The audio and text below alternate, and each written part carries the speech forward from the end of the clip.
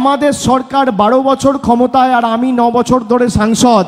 এই ডায়মন্ড হারবারের জন্য আমি কি করেছি, আর 9 বছর ধরে ভারতীয় জনতা পার্টি কেন্দ্রে ক্ষমতায়, তারা ডায়মন্ড হারবারের জন্য কি কাজ করেছে।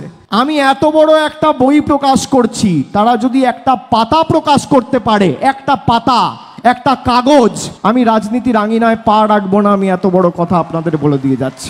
আমরা মনে করি যে মানুষের জন্য কাজ করা আমাদের প্রধান কর্তব্য এবং দায়িত্ব। আমি আমার রিপোর্ট কার্ড নিয়ে এসেছি। আমি অনুরোধ করব বিরোধী দলের কর্মীদের, নেতাদের, যে আপনাদের ক্ষমতা থাকলে আপনারা আপনাদের রিপোর্ট কার্ড নিয়ে আসুন।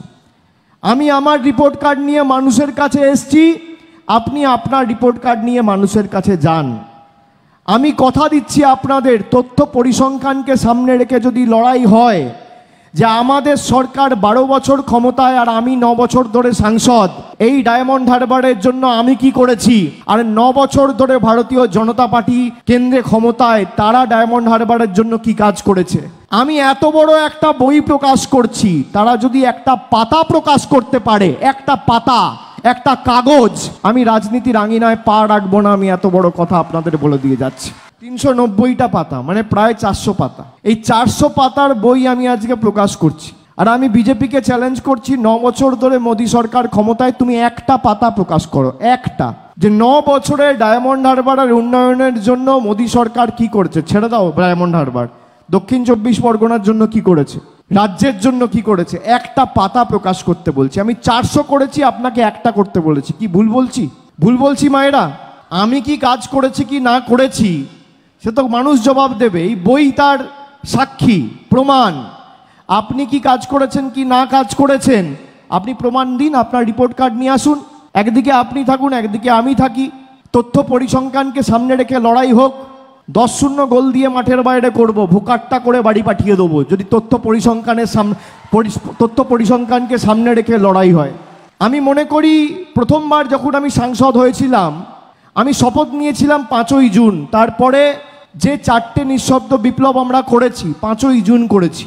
আর 2024-এ জেতার পর, 2019-এ জেতার পর আমি শপথ নিয়েছিলাম 18ই জুন।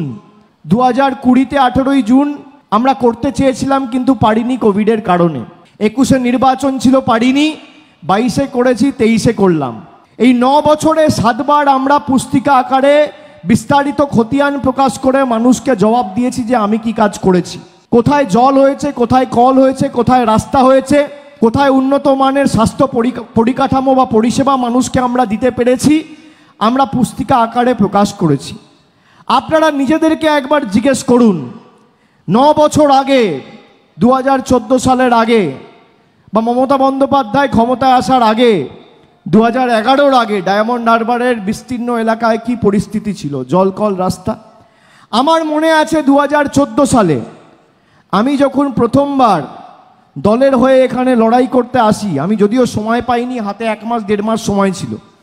2014 সালে মার্চ মাসে নির্বাচন ঘোষণা হওয়ার পর যখন দলের তরফ থেকে প্রার্থী তালিকা প্রকাশ করা হয়, আমার হাতে কার্যত 1 মাস সময় ছিল প্রচার করার, 1 মাস 1.5 মাস।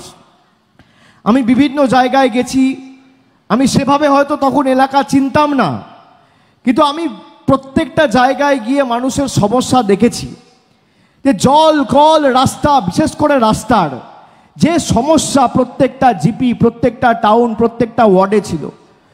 এই ফলতা, ডায়মন্ড হারবার, সাতগাছিয়া, বিশেষ করে বজবজ, এই গ্রামীণ এলাকাগুলোতে, বিষ্ণুপুরের দিকে কয়েকটা অঞ্চল, মানুষ বলছে আমরা ভোট দেবো না, আমরা ভোট বয়কট করব। তার কারণ এতদিন হয়ে গেছে আমরা কোনো পরিষেবা পাইনি।